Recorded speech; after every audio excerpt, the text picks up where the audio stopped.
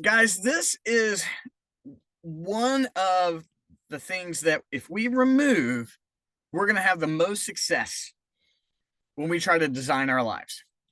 But here's what will kill all of your long-term planning. Now, I'm going to start with this so we can get rid of all this stuff, and then we're going to talk about what we got to do to make long-term planning work. But if we fall into these traps here, our long-term plans are not going to work.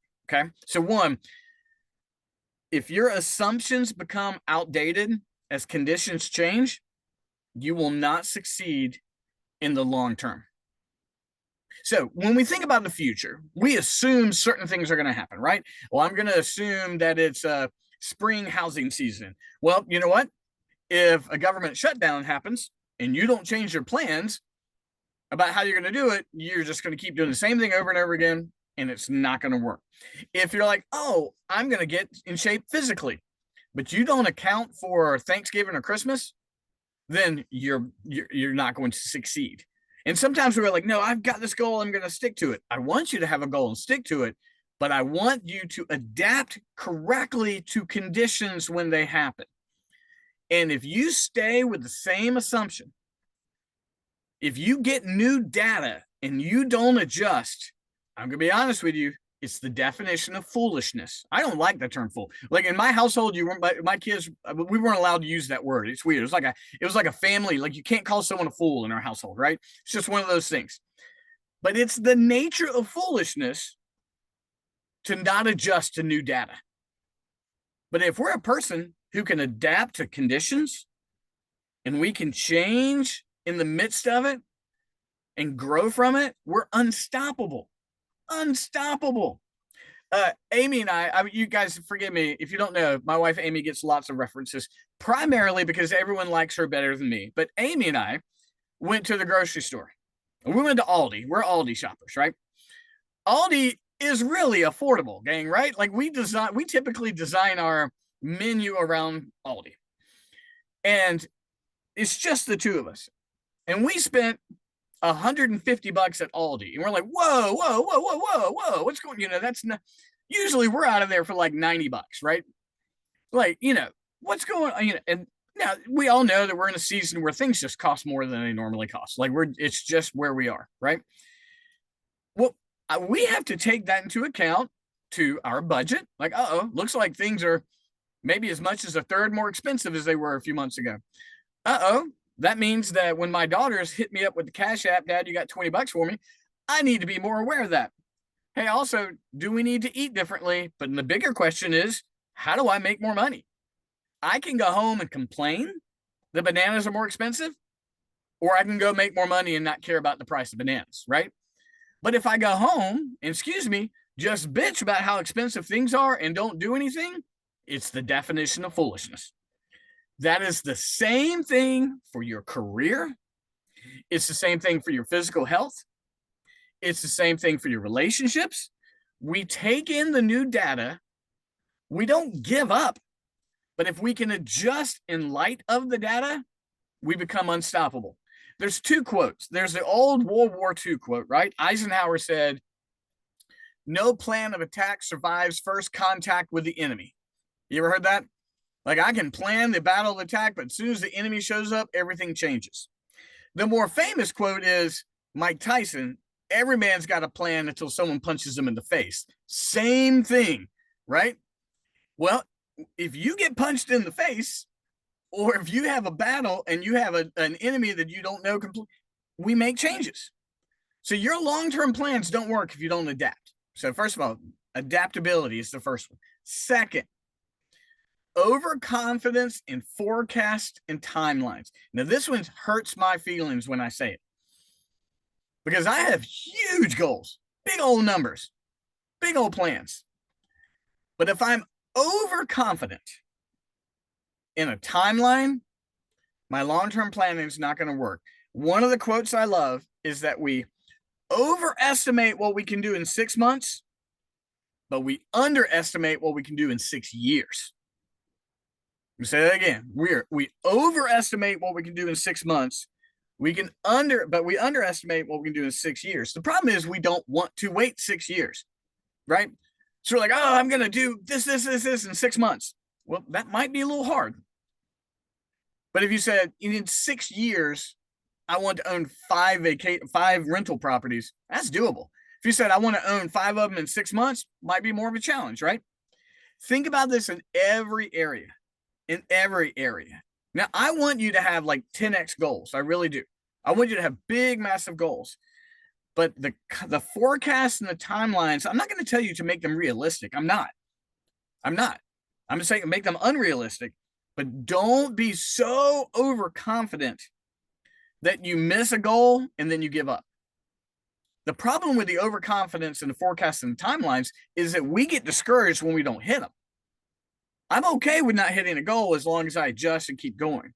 It's not missing the goal that's the problem. It's the impact on us. So if we get overconfident, I'm not saying shoot for low goals. Don't shoot for big old goals. You should have a big enough goal that your life gets wrecked. You know, seriously, my goal is to be so big that my life doesn't look like it did last year. That's the way we should go about doing things. But if we're overconfident, then we're going to get hurt. Let me hit these next 3, and then I can't wait to hear from you guys. Number 3, lack of consistent execution over time is going to kill all of your long-term planning. But if you're consistent over time, almost nothing can stop you. Almost nothing. Well, I haven't even started talking about running yet, but here's where the running starts. Guys, I run 6 to 7 days a week, and I love it. I have learned so much about running in my 17 years of running. And when folks ask me, how do you do what you do? The real answer is I just do it every day.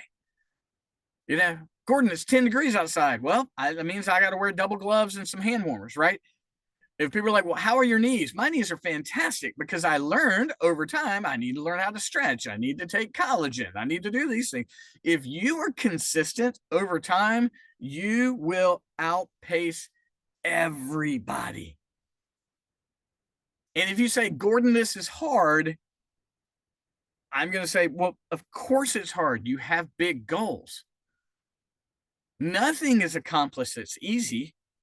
Really. And honestly, I always tell folks, I think Pam and I had this conversation the other day. What do you want from me if you're telling me it's hard? Like, what do you want from yourself? Do you want an excuse? Do you want a rationale? Of course it's hard. You're in a room right now with 5 wonderful people talking about long-term plans for the next 10 years. We're talking about doing hard things. If you were talking about doing something easy, you wouldn't have to be in the room. So you're here. So I commend you. But if you execute over and over and you treat every single day like day one, you will be unstoppable. The thing that we have to fight against is the people outside who see us in transition or in process or start criticizing, or they get upset that you're changing and they don't, and you're tempted to quit. That's when you double down. That's when you go like, hey, the circle of people I care about is really small. Really, really small. Because if you care about everybody's opinion, you will not execute over time. You just won't. And so we start with the opinion of self. I need to make sure I'm consistent with me, my own personal integrity. And then that circle gets really, really tiny. And so keep going. Priority changes derail plans. You know what? I'm going to reference Rhonda. Rhonda, I love your story. You took care of your family. You got a job to make sure outside of real estate. But you know what? I have seen you over these years. Your plans weren't derailed. In the pie chart of where we put our time, other things took a larger portion, right? You're like, I got to make sure I got secure income. I got to make sure my family's okay. You thought you were going to give up real estate, but you sold a whole in the first quarter of the year. There's some real estate agents who are full-time who haven't done that. And I want to commend you. You've done all of it, care for your family. You have kept a full-time job, but your plans weren't derailed. You just found where to put the energy. Because I promise you guys, if you lay down a plan in any area of your life, you're going to immediately find an obstacle. It just happens. Anything. I want to get in shape. Obstacle. I want to make more money. Obstacle. I want a better relationship with my spouse. If you lay out a plan, an obstacle is going to happen. If you don't have an execution plan, you're going to fall off. Last thing, if your plans are too rigid to adapt. Guys, one more running analogy. When it was single digits, I'm not going to act like I enjoyed running in 9-degree weather in preparation for this last race. I did not. I did not. But there were some days I love running in the morning. This morning, 4 o'clock in the morning, I'm downtown Fredericksburg running in the dark, running right down the middle of Caroline Street. I'm the happiest I can be, right? That's my happy place. But when it was 9 degrees, there were a couple of days I just had to wait for it to get to 30, which gets me out of my cycle. I want my running done by 6 a.m. every morning. And that makes me happy because then I'm out the house by 7 and I'm kicking ass by 7:30, right? But you have to adapt your plans. Doesn't mean change them, give them up, or even lessen them, but they've got to be adaptable. And so that does mean like, I got an injury. Okay, I'm going to move over towards walking. I'm going to move over to the treadmill. I'm going to work over the upper body, whatever the case may be. If it's too rigid, you will not succeed. I know that sounds like speaking out of both sides of my mouth, but you got to have like an execution that will not stop, but you have to have an adaptability that keeps you greater towards the plan so that you don't lose it. So let me do this.